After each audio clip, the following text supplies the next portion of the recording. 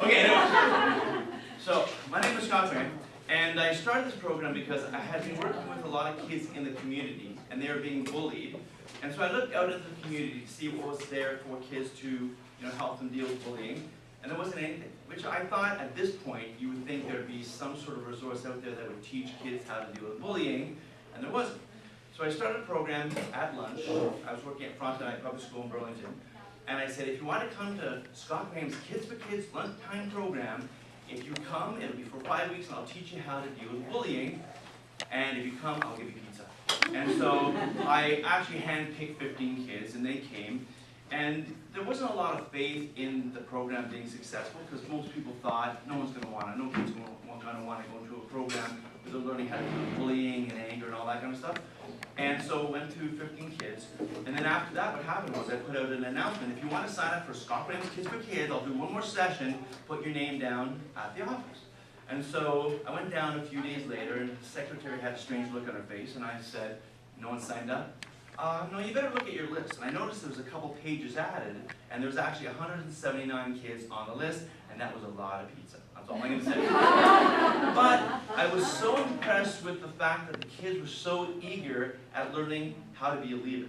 Because it wasn't just, I'm going to teach you how to deal with bullying because you have an issue with bullying. I want to teach you so if you deal with bullying or anger or peer pressure or anything negative in life, you can actually use the skills that I've taught you to not only help yourself, but help other kids as well. So it evolved, and it went from school to school and town to town. I've done it for 25 years, had about 30,000 kids. The interesting thing is when I walked in here, as soon as I walked in here, there was 3 moms like, my kids were in your program. How old are your kids? They're 30. I must be old. This is Arctic Blonde, just so you know. It's not really that's what I tell the kids anyways. I'm just grateful I have the hair. It's still there. It's still real. But I really get empowered by seeing kids biting at the bit at wanting to be a leader. Even the kids that come to my summer camps, I have little 4-year-olds. I have this little 4-year-old, actually, it was a funny story. He went through Kids for Kids, and I can't promise this to every parent, but he went through Kids for Kids, and his routine was that he used to bop his sister in the nose. And so, he'd get really angry, really frustrated, typical 4-year-old, and then just lose it. And so he went through Kids for Kids, and he was about to hit his sister after the 5-week program, and then he stopped and he said, I can't do it now because I have kid power. And he walked away. But for a 4-year-old, that means they're being less impulsive, they're thinking through the process, and that's a good start. Every child that goes through the program is going to learn different things and going to bring it in a different way. But the reason I call this session Courage, and I'm actually doing a Courage tour, I'm going to different schools, I've gone over to Scotland, I've gone over all over the place. I want to encourage kids to be leaders. To be a leader these days, though, it takes a lot of guts. Because someone out there is going to go, you can't be a leader, like, that's not for you. But in my opinion, every single person has the ability to be a leader, as long as you have the accurate definition. A leader, when people think leaders, they think of prime ministers, presidents, people who are presidents of companies, CEOs, that kind of stuff, coaches. Basically what a leader is someone who adds value to other people, looks for ways of helping other people, they become selfless instead of selfish, and they try to be the best kind of person they can be in any situation. It doesn't mean you have to be perfect, it just means you try your best. And then when I say this to kids, I say, can you do that? Yeah. Well, then you can be a leader. And it's redefining what leadership is in a child's mind and in all our minds. Because we always think it's something we can't be because I'm not someone who can stand in front of a group or lead people. You can lead people just by being a great example. I want to do something with you. I tried this. Actually, it was done to me in a room of 1,500 people, and I fell for it. So if you fall for it, I'm kind of giving you a bit of an advantage here. Take your hand like this. Put it like this. You too, sir. And take it and put it on your chin. Now you'll notice and look around that he's the only one who has it on his chin. Everyone else has it on his cheek. I saw you take it. And it's really funny because I will be in schools, I'll do presentations to kids and teachers, and you'll see the principal like, I saw you take it. But the whole idea of that exercise is to show kids and adults that people will learn from watching you. You will be a teacher just by how you react to different situations. So if someone comes up and they bully you, and you freak out and you react, well, you buy into what the bully wants, and you're not teaching anything positive. But if you can keep your self-control and keep your confidence, and in any situation show the best version of you, you're a leader because you're teaching. Even though you don't know you're teaching, I'll do things, I'll tell stories, and a parent will come up to me, oh, my kid was about to do this, and they recited something you told them. I was not even aware that they would have, sometimes I don't even know, I use games and stories and a lot of fun things, and I kind of sometimes wonder if kids are just leaving going, that was a great game of King's Court or Dodgeball. But they are little sponges and they pick up all the different information because I use things that actually kids enjoy, but I use those as tools to teach them. So it's getting that accurate definition and also helping kids understand that it's those little things that make the big difference. There's a story I tell them, it's a true story about a boy, high school student. This was in Quebec, so he's in high school in grade 7. And he's in grade 7. He's one of those kids, he's like a good-looking kid, popular kid and everything, but he's very quiet, an easy target. And the bully's like picking on this kid. And so one day he's walking down the hall and he gets pushed and his books go flying. People are walking by, what a loser, you're such a klutz. 20 people go by, 30 people go by, until this one boy stops and goes, what happened, man? Oh, this guy pushed me down, don't worry about it. And the guy goes, well, let me help you. And eventually these guys became friends and they went through high school and everything was cool. On the last day of high school, the end of high school, the kid became a valedictorian. He became the speaker for his grade, the kid that got pushed down. And he stood in front of his entire grade and said, you know what, I first of all like to thank my friend Sam, because well, Sam saved my life. And Sam's like, well, I didn't save your life, what are you talking about? Well, that day that I got pushed down, that wasn't the first time that happened. I felt this big. I felt like such a loser. People made fun of me. They made fun of the fact that I had a learning disability and ADHD, and they were making fun of me because, you know, I was like really skinny, and I just couldn't take it anymore. I was just gonna, you know, end it all. I just couldn't take those words anymore. And I was going to end it all. But because you actually took the time and helped me and became my friend, you gave me hope, you gave me courage, and that will to keep on moving on. And I want to share. And Sam had no idea that was the reaction of this boy. There's little things we do, and we can teach kids to do all the time that they're small little things, like opening the door for someone, letting someone go first. If you ever watch kids in a classroom, I'm not sure how many of you are teachers, but if you say, okay, none up, let's get ready for gym. It's like the fight to be first. I gotta be first. It's like dead bodies all over the place. I gotta be first. And it's like, guys, that's a perfect opportunity to say, you know what, you want to be first? You be first. And because to be selfless means you're always thinking about what you can do for other people. And if you think that way, you actually see the examples of when you can take action.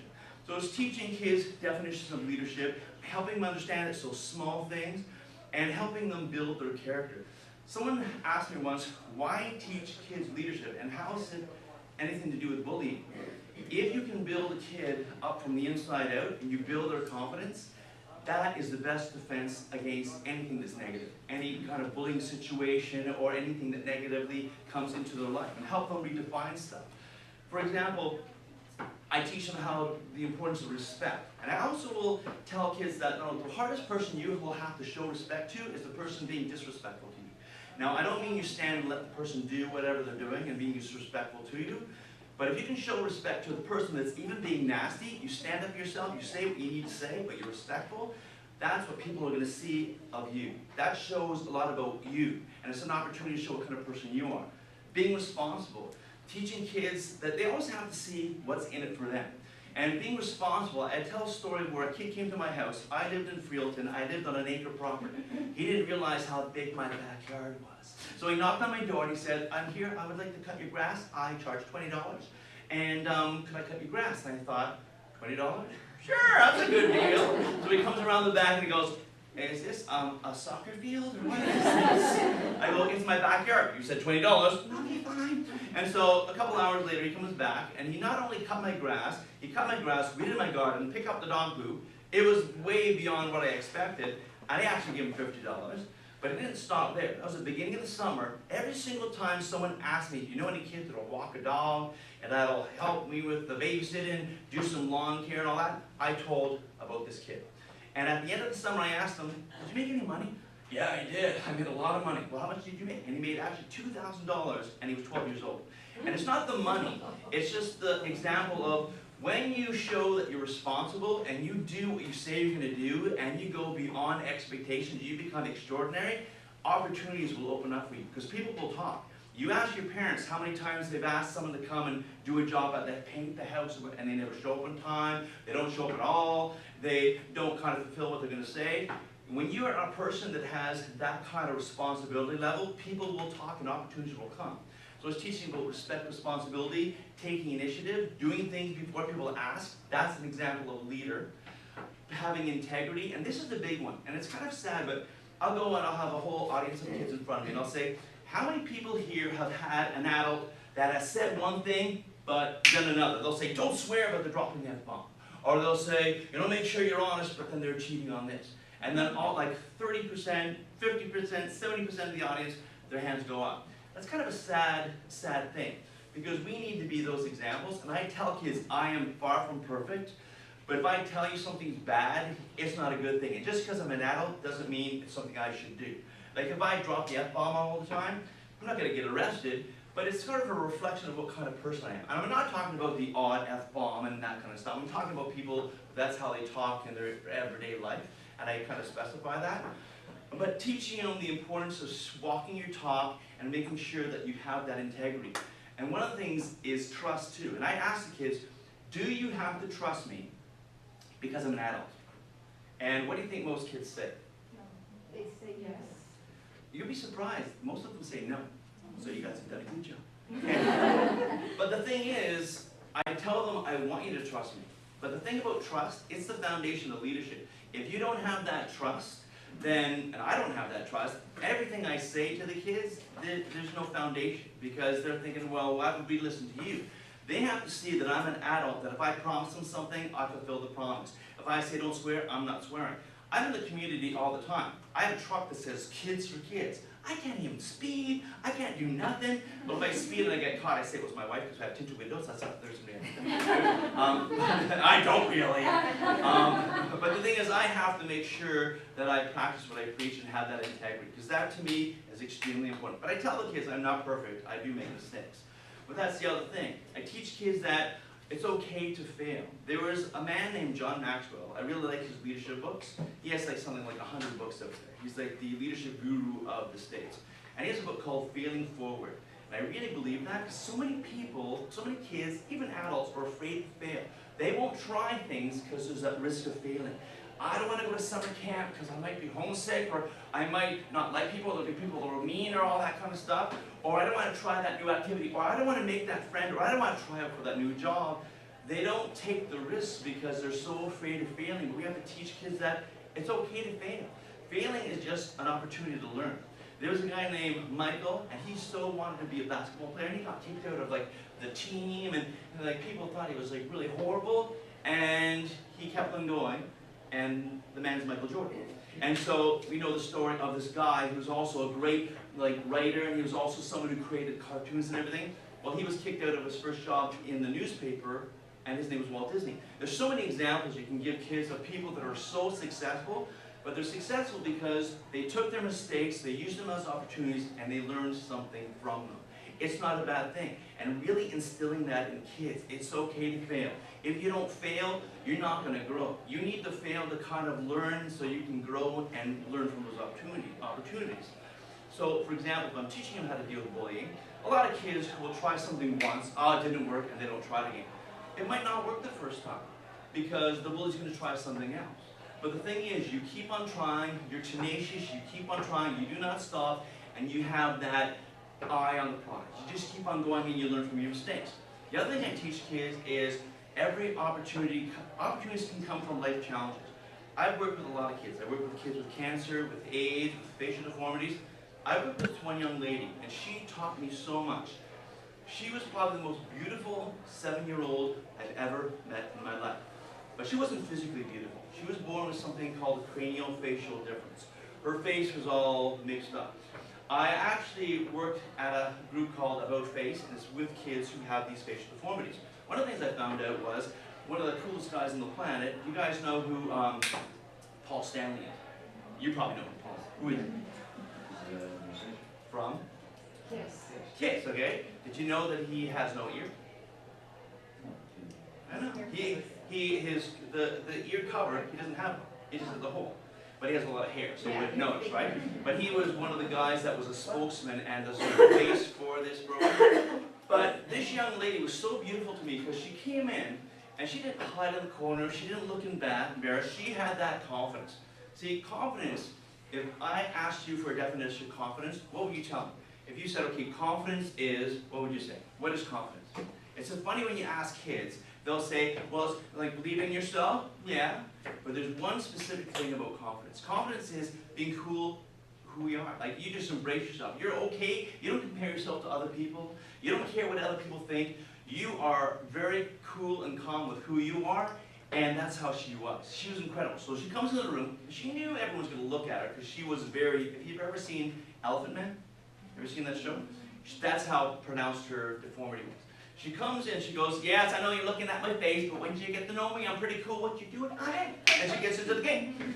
So we start talking about differences and how what makes you different as a kid makes you great as an adult. She goes, here's the deal. I know you're looking at my face and you're wondering what it's all about. Let me just tell you. And she went on to explain in detail what it was all about. And she had an amazing mom. Obviously, the way she was because of how her mom kind of instilled this in her. But then she said, when you get to know me, you're going to all see how cool I am, and you're going to all want to be my friend.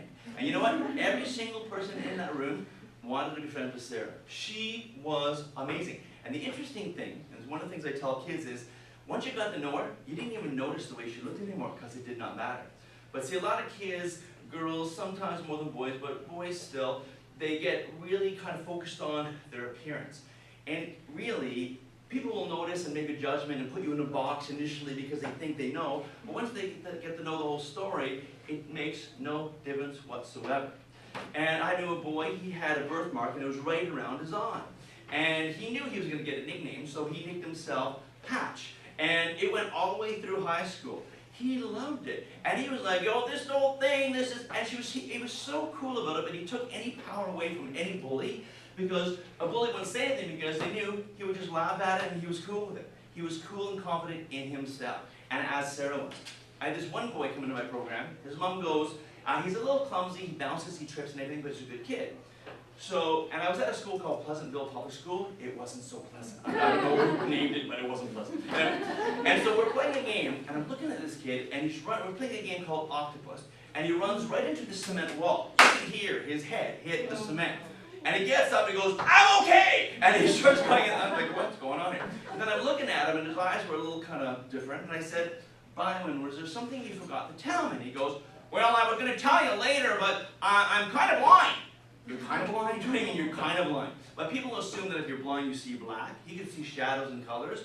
But he was so afraid that I wouldn't let him into the program, because he's had those experiences with other programs, that he didn't want to tell anyone until people asked, because he just wanted to show people that he was willing to do what everyone else was doing and use his difference in a way to show people what he could do. He was with me for 7 years. The only time I actually had to help him was when we were outside, because vision was a little harder for him outside. Inside he could manage. But another example of a kid who would use his situation, his challenge in a way as a tool instead of something that would bring him down. It gave him the confidence. One last story was a boy named Scott, not me. I didn't know him. He was a boy that was in Canada, went to Florida, came back. He came to me when he was 7 years old. We're talking about challenges and everything. He stood up and he said, well, here's my challenge. My dad went down to Florida with me and my mom, and we were there 3 weeks. He got shot, he got killed, and I don't have a dad. So I'm thinking, here's a boy who's going to give me a tongue lashing and tell me like how you're going to make that good. I didn't have to, because he stood up and said, but you know what, maybe I can meet someone in my life who goes through something similar, and I'll be able to help that person. And he was someone who could turn it around and use even something so horrible in a way to teach as a tool to inspire. And it's helping kids understand that everything you go through your life can either build you or bring you down. And it's just how you look at it, because everything has two sides. I've worked with a lot of kids, and kids that have gone through some really severe issues, adult issues, and they come out because of the way they focus and the way they use whatever they deal with in a way to kind of be a leader. And that's what I try to instill in kids. That's why the leadership component is very important. But when I teach kids about bullying, the first thing I do is I teach them the definition, because it's getting better now, but it used to be everything was bullying. You're walking down the hall and someone calls your name, bully! You're walking outside, you're eating your cookie and someone steals your cookie, bully! Well, those are not bullies, those are just kids being mean, right? They're just kids, sometimes it's just kids dealing with conflict, reacting to situations. But it's not something they're doing all the time. It's not something that they're targeting your kid, and every single time your kid comes up with a cookie, it's like, give me that cookie. If that was the case, then it's starting to cross the line. But it's mostly just kids being mean, dealing with conflict. But whether you're teaching your kids how to deal with someone who's being mean, inappropriate, or a bully, the strategies are still the same. It's very important. But the thing is, what do kids know? I asked kids, what do you know? And it was really kind of sad, because it was exactly what I was told when I was a kid. If you ever get teased, walk away. Well, bullies have legs, they might follow you, surprise. And try to ignore it, but you can't ignore everything. And then go up to the teacher, depending on what grade your kid's at, some kids at a certain level will never tell a teacher. Because either they don't believe the solution's there, and most teachers that I've met, the solution's there, but they don't have that faith because they say, well, my friend told, and nothing happened, now the bullies found out, and I don't want to take that risk. And it's usually the upper grades with that. Or it's that creed, like, it's not cool to tell, I'll just deal with it, right? So there's those issues. And there's that saying that drives me crazy. Sticks and stones break your bones, but what? Everyone knows it. Words not, and you know what? And they do hurt. Did you know that that phrase, do you know where that phrase came from? Pardon me? Like 1700s. Almost 1864. And it actually was first uttered by a black slave in the Civil War. Now you think about it in that context, sticks and stones break your bones, names will never hurt you. These men and women were so worried about being physically assaulted that they said, you know, don't worry about like the words, man, just worry about the sticks and stones. But then we kept on repeating it, making kids believe that words don't hurt. And I'm going to tell you, they can hurt and they can destroy. I bet you we all have a name in our head of a bully that bugged us when we were in school. Mine is Scott McCullough. One day, I'm going to have someone sitting there going, I married him, I know exactly what you mean. And the really funny thing was, I was at a party about a year ago, and I met this gentleman, and this was in Quebec, and I met this gentleman from the same school I attended. And I just sort of said, you know that guy named Scott McCullough? I do, he's like one of my best friends. He lives in Toronto now. I can give you his phone number. No, just give me his address. But he was a kid who just made my time in high school horrendous, because I was really shy, really quiet, never said anything, didn't have that much confidence. Luckily I was good in music and stuff. That's the thing that really saved me in my confidence and self-esteem in high school. Because I wasn't athletic. I know you're thinking I probably should be football or something, I know. But the thing is, he almost destroyed me because he called me a word. And it was just a word. And I was struggling with reading and writing. When I was in grade 7, I could barely read, I could barely write. I have ADHD, and I know you're all going, yeah, no kidding. And I have a learning disability. And at that time, I thought, like, oh man, I'll never be able to read. I was struggling so much. I had brothers and sisters, they're younger, they could read, and I'm thinking, what's wrong with me? And this guy named Scott McCullough, these bullies, called me this word. And they didn't actually even have to call me the word, because I called it to myself. And their word was, you're dumb. Now the funny thing was, when I thought back on it, and I kind of laughed, because when they called me dumb, they said, you're dumb. You're D-U-M dumb. Those kids get it. I have to explain it. Some D-U-M, there's a D on it. Okay. I'm not bullying you, okay? I'm just having fun. Okay. But the thing is, that word, the more you repeat it, the more you kind of start believing it, you become it, and you live it. And you know what? I have so many people not having faith in me. They tried to put me in the average box. So like, you're that Spanish kid, right? Like C, senor. That's all I got in high school, C's. And then you never go to university. Well, I went to university, pushed past the average, beat the average down, I got B's and C's. And then all this stuff was happening, and it was always this fight not to be average. And I think the fight came from proving that I wasn't done. Because what eventually happened was, I actually began to tell stories, and kids enjoyed the stories, and so I had a kid that would bug me all the time to put my story into a book, so I put stories into a book, wrote a book called The Fantastic Town of Finkel, and it was one of those books that was getting a lot of boys to read. A lot of kids that didn't like reading, they liked it because it was short stories and that, so I thought, I'll write another one. So I ended up writing 6 books. I'm on my 7th now, which will be really soon, but I'm the guy that still has a learning disability, an ADHD, and it was called Dumb. And the thing is, the reason I was able to write and do more stuff in life was because I stopped believing in the lie and started believing in myself. Realizing that it was up to me whether I believe the bully and not to win, because as I was going through life, so many people were just saying, no, you can't. And I guess it's part of my personality that if you say I can't, I will prove that I can. But it was almost the realization that people settle, and people just kind of go with the flow. But if you want to be extraordinary and past average, you need to constantly fight for it. And have those strategies so that you're aware that there will be people out there that are going to take it from you. I've gotten bullied by adults, and oh, you can't do this. I wanted to do a conference a couple years ago, and the fight that I had to go through just to get this happening, because it was like a money issue. So I said, don't worry about the money. And then it was like, no one's going to come. I've got 1,600 kids to come. And it was such a fight to get this happening, and it ended up happening. I had 1,600 kids there. I ended up paying $13,000 of my own money to make it happen, but when the kids left, they had something. And the thing is, sometimes you just have to fight for not being average and helping kids understand this. So the next thing is, after we define what bullying is and help them understand that walking away, it's not a bad strategy, but if they follow you, you need something else. And some things you can ignore. Because I knew a girl named Manu. What do you think they called her? Manure. Luckily, she was very beautiful and it didn't stick, no pun intended. But the thing is, she was this person that she goes, I know you can say that, but whatever. My last name's Graham. I would get Graham, Teddy Graham, Graham Crump. I could not care less. And it didn't empower the bully. Because what a bully wants is they want attention, they want a reaction, they want you to give them the show. And if you help kids understand that, they're less likely to react to whatever the bully's saying.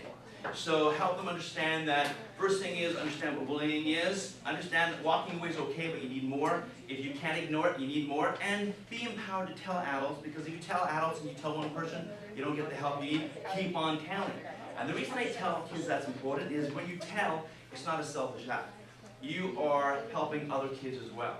And if you tell one person, and I'm guilty of it, kids come up to me in the schoolyard and say, Scott, this guy's bugging me.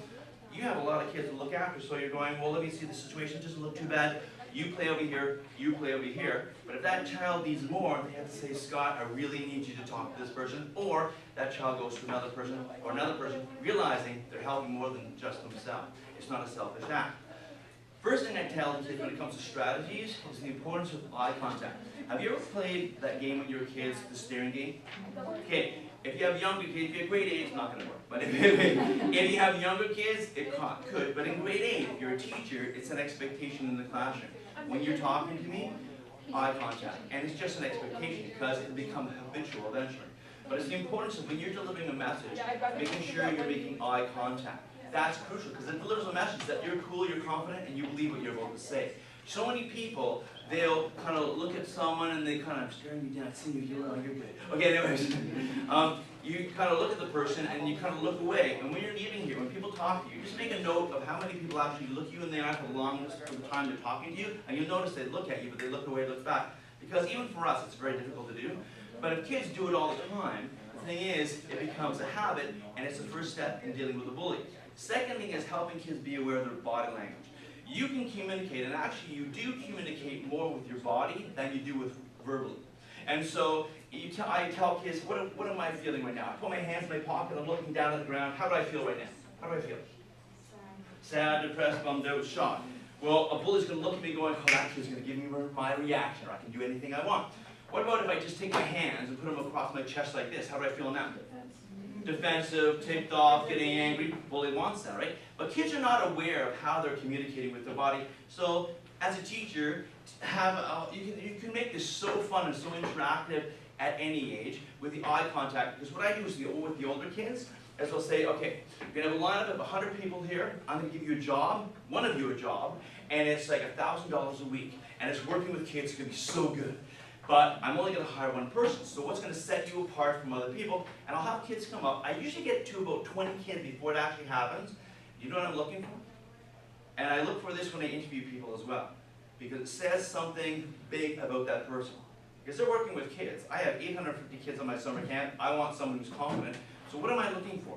And it's a skill that they need to have when dealing with someone who's aggressive, who's a bully, who's confrontational. Does anyone know? What is it? Sorta.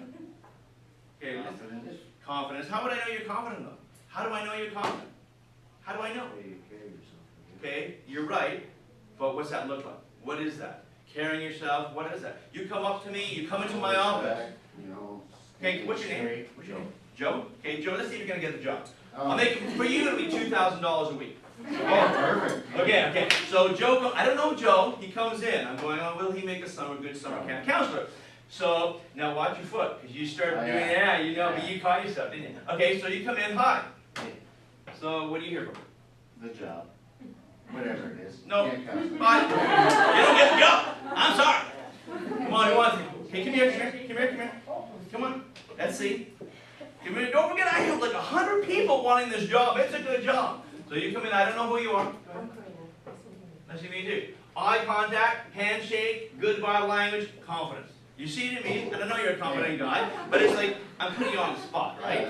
But the thing is, kids don't know. Like, I go around so many kids, even the older kids, and you think they know, and I do hire for summer camp, and I have a whole hiring process, and it's amazing how many kids will come up, they don't even have the resume skills. I had this one boy who goes, you have a resume? And he didn't even bring one with him, so I had to give him some paper, and he wrote it down. Like, I don't even bother. And it was like things were crossed out, and I didn't have a eraser, I'm sorry. And it was like, they didn't have the skills, but there's certain little things you can teach kids at any age about how to present yourself and how to be confident. So it's eye contact, body language.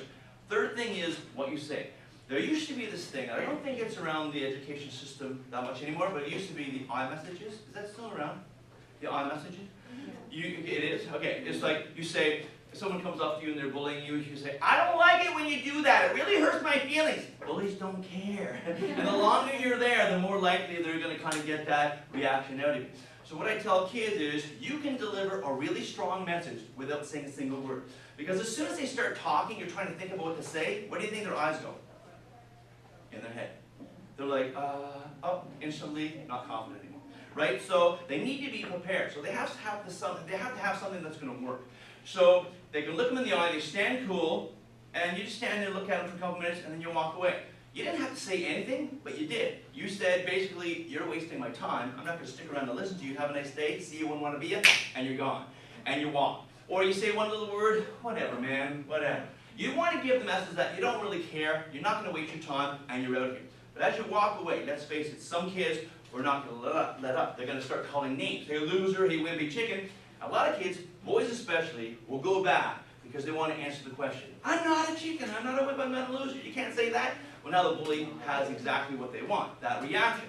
They have to be so confident that they don't care. Like, that's what I was saying before. If they have the confidence, they know who they are, it shouldn't matter what people say because they know it's not true, and people that matter know it's not true. They keep on walking. But now the bully comes up to that person and says, I'm not finished with you yet. I want some more time with you. And they start picking on the kid, trying to get that reaction. The kid does exactly the same thing. I say, be persistent, be consistent. Look him in the eye, stand cool, get the message, man, whatever. This time, walk toward a safety zone. Walk toward a teacher, walk toward your friends, walk toward the school, walk toward a safety zone. And the next day, the bully might say, oh, you had to tell? You didn't tell yet, but they're out of your face.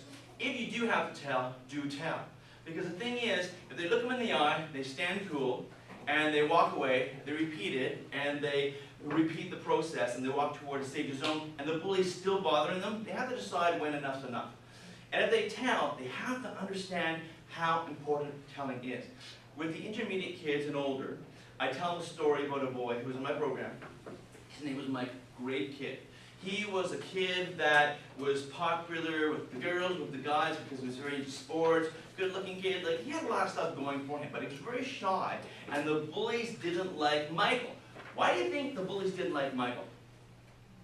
They're just jealous. And I see this in girls too. The pretty girl makes fun of the other pretty girl. This room 14. Yes, it is. It's a big paycheck. Okay, anyways. No paycheck. Anyways. And it's probably saying, well, why don't we know how it is? Okay, we're good. It's like this boy had a lot of stuff going for him, right? And he was made fun of because the bullies were just jealous of Michael. Everyone likes Michael. And so they would make fun of him and tease him and everything in front of the girls. He would be embarrassed in front of the girls. Once they pantsed him, if you know what that is, and totally embarrassed the kid. He was like 12 years old. And so he went home on a Friday night and he said to his friend Stephen, you know what, I'm going to get homeschooled. And he got homeschooled for a whole year. And he went back to grade 7. And this was at a school in Oakville. And it all started up again. The bullies were like, oh, Michael's back. This is going to be the greatest year ever. Hey, Mike, you're such a loser, man. And so on Friday night, Michael said to his friend Stephen, you know what, I can't take this anymore. Homeschooling, maybe that's for me. And that night he ended his life. And he was 12 years old. And 2 years ago, in the Orchard area, there were 3 kids that committed suicide. One was mental health, but 2 were around the bullying issue. And there's a lot of this stuff happens more than you think, but it's never advertised. Because there's this idea out there that if you advertise it and you talk about it, what's the fear? Copycatting. I totally disagree. Kids, when that happens, they all know. When that stuff happened in the Orchard, every single person in the Orchard knew about it because kids talk and it's not going to be a secret. What we need to do is give kids strategies and resources to say, you know what, this is a blip on the continuum of life.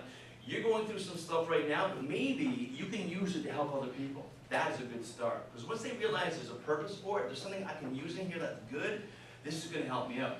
Also realizing that there are other people out there that are dealing with exactly the same thing, and helping them understand that there's resources out there. Have you ever looked at the kid phone help phone? Helpline. No, help phone I think, isn't it? Help phone, yeah, kid help phone. Have you guys ever looked at it? Go home, that's your homework. Look at it. It is an amazing, amazing website.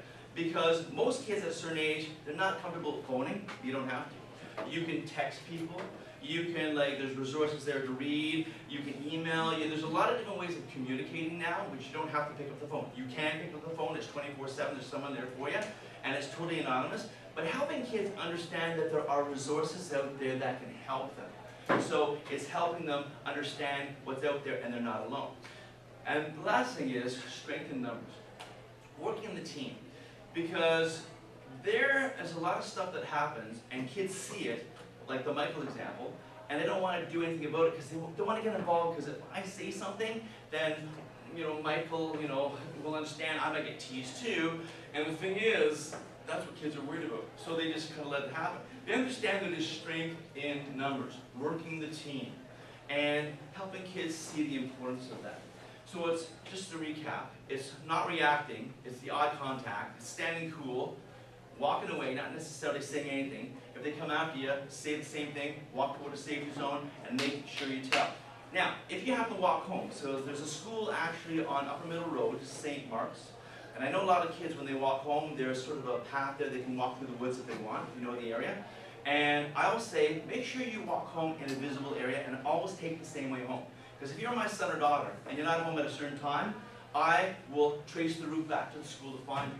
And make sure you follow curfew. So if your mom or dad says if you're home at 4:30, you're home at 4:30. If you go to a friend's house, tell your mom or dad where you're going so they know the parameters of where you are and stuff like that.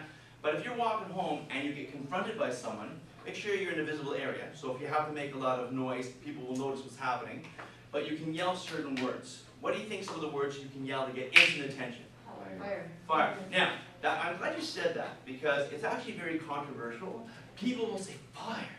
And a lot of kids won't. You have to really be clear about this because you have to tell them you don't yell it when you're on school property. Okay? Because if you're on school property and some bully's bothering you, you don't yell fire. If you're in the boys' bathroom, you don't yell fire because that's not those people around that will help you. But if you're walking home and you yell help or police or fire, it's going to bring a lot of attention to you. But you have to help kids understand that when you yell fire, even if the fire department shows up, because that's what they're worried about, what happens if the fire department show up? I'm going to get in trouble. You will not. I have a friend who used to be the captain of the fire department in Burlington, Ben Motzer, if you know who he is. And I asked him, I said, would you be mad if a child yelled fire, you showed up, the kid yelled it because he was going to be physically assaulted? Would you be okay with that? In that situation, he said, totally fine. Because they're not there just to put out fires. They're people that help in the community alongside the police. But helping kids understand those strategies and be safe too. Because we live in a really safe community, Burlington, Oakville, Halton, Milton. Like this area is really safe, but you're not always in the same areas. Help kids have a plan. So if they walk home, same way home. And if they need to get some help, they help. And if they're ever physically hurt, if anyone ever touches them, I always have a rule. And the rule is always tell. Because if they're doing it to you, they're doing it to other kids too. Now, when it comes to bullying, boys and girls, as you guys probably understand, there's a little bit of difference. With boys, it's kind of in your face, it's kind of like a little more like you see it happening in most cases. With girls, there's things like gossip, spreading rumors. Did you hear the latest about Susie? I always tell, if you're a leader and you hear some gossip, it stops with you. If you spread it, that's not something a leader would do. And help define what leadership is in that context. You don't spread rumors because there's always more to the story. There was a boy in a school, Every single day he came to school, he cried. And people just started going, oh, he's such a wimp, he's such a loser, he's such like, and they got made fun of crying every single day. No one ever asked him why he was crying. It came to about April, and someone finally said, why are you always crying? You're such a wuss. And he said, well, because my mom was in the hospital, she has cancer, and I'm really worried about her. All of a sudden, the context of the story changed. Because I always tell kids there's always more to the story. And sometimes asking questions, finding out what's going on, will help you be more patient and understanding. Not that you accept certain behaviors, like if a bully's bullying you, you don't accept the behavior. You're still assertive and you stand up for yourself. But you find out more of the story. Because there was a boy that I used to work with. He was a bully. I walked into the class, this was the first day, I was so excited. There was only 4 kids in the class, I'm thinking, this is going to be so sweet, so easy. And he goes, are you Mr. Graham? And I went, hi, what's your name? My name is, BAM! Right in the stomach, totally F off, what are you going to do about it? I went, I don't know if I'm going to like this yet. It's going to be a great job to do. Anyways, he got suspended, all that kind of stuff. But I got to know him. So not only did he bully adults, he wanted to be the alpha dog in the room. So he wanted to figure out if he got me, then he would be the alpha dog, right? But the thing is, as I got to know him, he was actually, when you got him one-on-one, he was a good kid. But he was going through some heavy issues. At home, his mom and dad divorced, but it was a really nasty divorce. And he felt in the way at his mom's house. He felt in the way at his dad's house. He was moved around from group home to group home. He wasn't even at home. And he just felt like a lost soul. He was just so desperately looking for what we all look for, and that is love, attention, that kind of stuff. So I actually brought him, took a chance, and had him come to my Kids for Kids program. This was probably about 6 months into me knowing him. And he came to Clarksdale Public School. So I didn't even ask to think what your home school was, because Brant Hills wasn't his home school. And so we're there, and all of a sudden he goes, yeah, this is my own school. I'm thinking, oh no. And all of a sudden, I looked at the door, and there at the door were all his best friends. And so he'd be one-on-one great, but when he was with his buddies, he would be like telling me to F off and all that kind of stuff, because that's what he was looking for. But he turned to his friends and he goes, you know what, I'm kind of working, guys, I'll talk to you later. And he began his journey within leadership in Kids for Kids. So here was a kid that the whole story wasn't obvious. When you looked at him, you thought, a bully kid, a nasty kid, he swears, he steals, he's doing all these nasty things. But when you got more of the story, you understood that, you know what, maybe there's more to the story and I can be a little patient and maybe have an opportunity to help the kid. There was a kid I met in grade 1 in Toronto. His name was Paul. Every single time I said the word bully, the whole class went, Paul's a bully, Paul. And he's standing for you, so I'm a bully. And so, but he's 7 years old. And I'm looking at the teacher, and I sort of asked the teacher, what's going on with this kid named Paul? Oh, well, he's kind of a bit of a bully. He's really confrontational. He doesn't really know how to socialize, has all these problems. And he's not invited to any parties. Like, the parents are even saying, don't play with this kid. So I'm thinking about this kid. So they labeled him a bully. He's not being invited to anything. The kids are calling him a bully, pointing the finger. So here's a 7-year-old. If he wanted to all of a sudden be a leader, not be a bully anymore, and people say, no, you're a bully. So let's say, I want to come to your party. Can I come to your party? No, you're a bully, get lost. Oh, okay, I'm not a bully. Bullies lie, get lost. Oh, okay. So he's always being shot down. What's going to happen is he's going to become a bully. And I see this over and over again with kids. You don't know the whole story. They are pretty kind of interesting to look at. Their behaviors and that are kind of a little extreme. But no one bothers to ask the question or figure out where they're at and looking for those opportunities to change.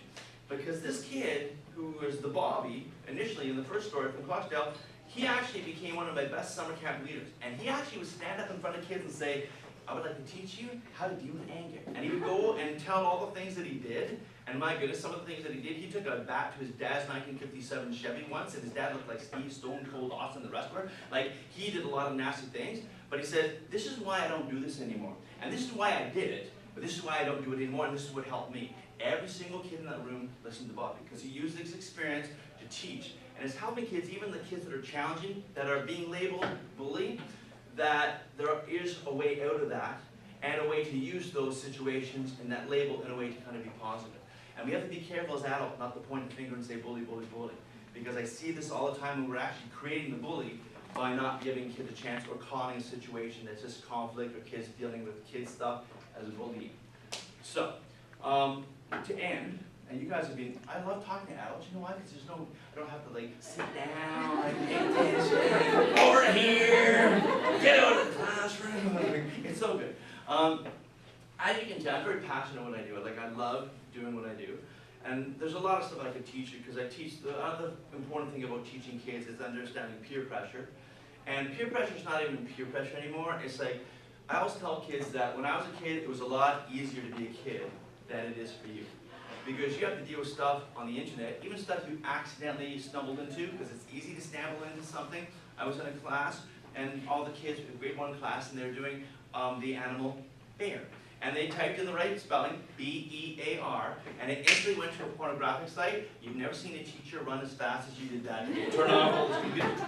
But it's just easy for kids to even accidentally access things that are inappropriate, right? But it wasn't like that in my day. There was no internet in my day.